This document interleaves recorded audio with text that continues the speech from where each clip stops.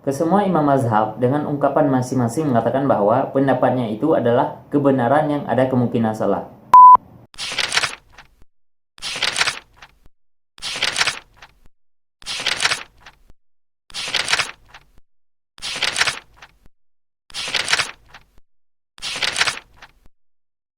Assalamualaikum warahmatullahi wabarakatuh. Wahbarakan. Selamat datang di Darul Muklisin Channel. Perkenalkan, nama saya Muhammad Habibi. Ini merupakan video pertama saya dalam konten Islamic Comparative Law.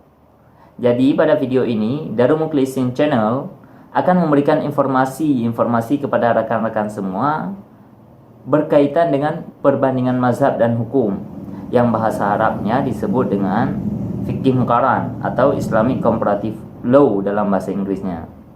Konten ini nantinya bertujuan untuk menjawab berbagai persoalan yang dihadapi oleh masyarakat, baik dalam bidang ibadah, ekonomi, rumah tangga, peradilan, politik, dan lain sebagainya. Rekan, ilmu fikih merupakan bagian dari ilmu syariat. Hal itu karena syariat merupakan ketetapan-ketetapan Allah Subhanahu wa taala yang berkaitan dengan hubungan manusia dengan Allah Subhanahu wa taala, hubungan manusia dengan sesama manusia, dan hubungan manusia dengan alam semesta. Oleh karenanya, syariat yang berkaitan dengan akidah disebut dengan ilmu tauhid. Sedangkan syariat yang berkaitan dengan etika, moral, dan lain sebagainya itu disebut dengan ilmu akhlak. Nah, ilmu yang berkaitan dengan ataupun syariat yang berkaitan dengan aktivitas mukallaf, aktivitas kaum muslimin disebut dengan ilmu fikih. Oleh karenanya, ulama sepakat merumuskan bahwa yang dimaksud dengan ilmu fikih adalah ilmu yang membahas tentang hukum-hukum syara'. Nah, yang dimaksud dengan hukum syara' itu apa? Hukum syara' adalah sapaan Tuhan yang berkaitan dengan aktivitas mukallaf, baik itu berupa perintah, larangan, ataupun anjuran, ataupun pilihan untuk mengerjakan ataupun tidak. Yang semua itu diperoleh dari dalil-dalil yang terperinci. Dalil-dalil yang terperinci ataupun dalil hukum yang dimaksud adalah Al-Quran, As-Sunnah, dan yang dirincikan dari keduanya, yaitu ijtihad, dengan menggunakan metode-metode yang sah. Nah, walaupun metode ini ada yang disepakati, ada pula yang diperselisihkan, namun secara umum metode untuk berijtihad itu ada 10 macam. Ada 10 macam. Yang pertama itu ijma'. Ijma' itu adalah kesepakatan umat. Yang kedua itu ada qiyas, analogi hukum. Yang ketiga itu ada istidlal, ada istihsan, ada istishab, ada fatwa sahabat, ada uruf, ada masalih mursalah, ada saddu zari'ah, dan ada syar'u man qablana, yaitu syariat sebelum kita. Walaupun sumber hukum primer syarak hanyalah Al-Quran dan As-Sunnah saja, akan tetapi karena metode, daya, dan kemampuan yang dimiliki oleh masing-masing mujtahid itu berbeda-beda, maka hasil ijtihadnya pun akan berbeda-beda pula.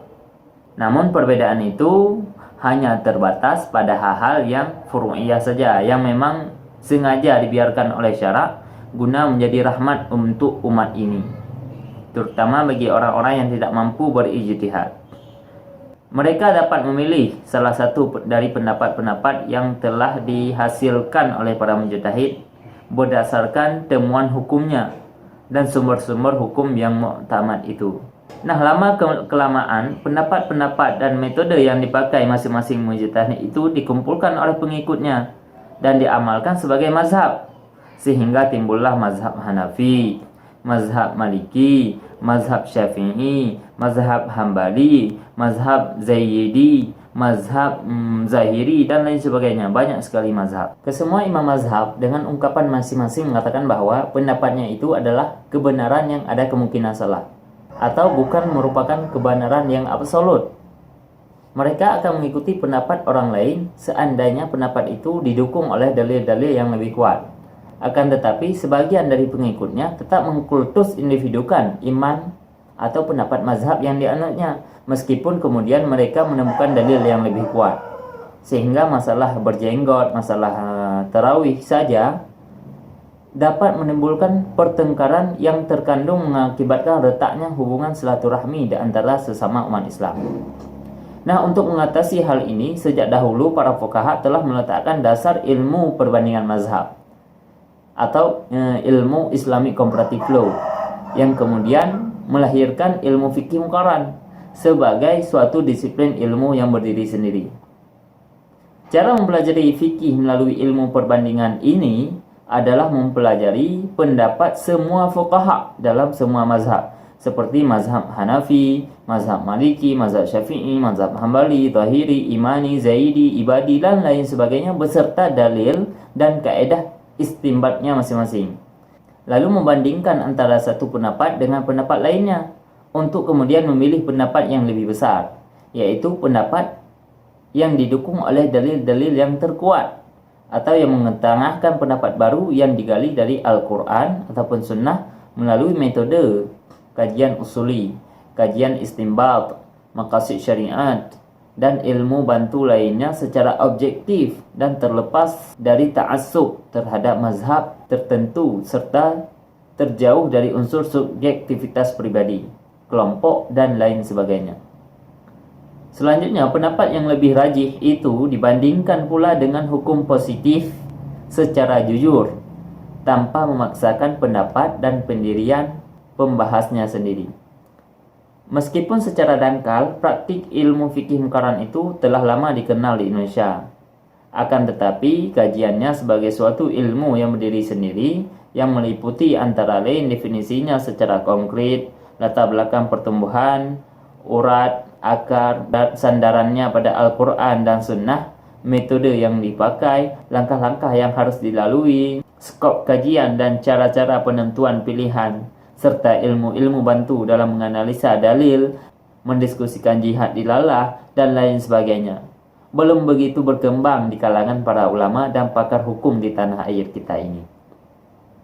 Hal ini terbukti dengan amat sedikitnya literatur berbahasa Indonesia dalam bidang ini, dan sukarnya ditemukan ahli dalam bidang ilmu fikih muqaran atau Islamic Comparative Law, sehingga jurusan perbandingan mazhab belum dibuka di seluruh fakultas dalam lingkungan PTAIN, kecuali di Fakultas Syariah dan Hukum UIN Araniri, dan kemudian di Fakultas Syariah YIN Sumatera Utara, Syarif Hidayatullah, kemudian UIN Suka.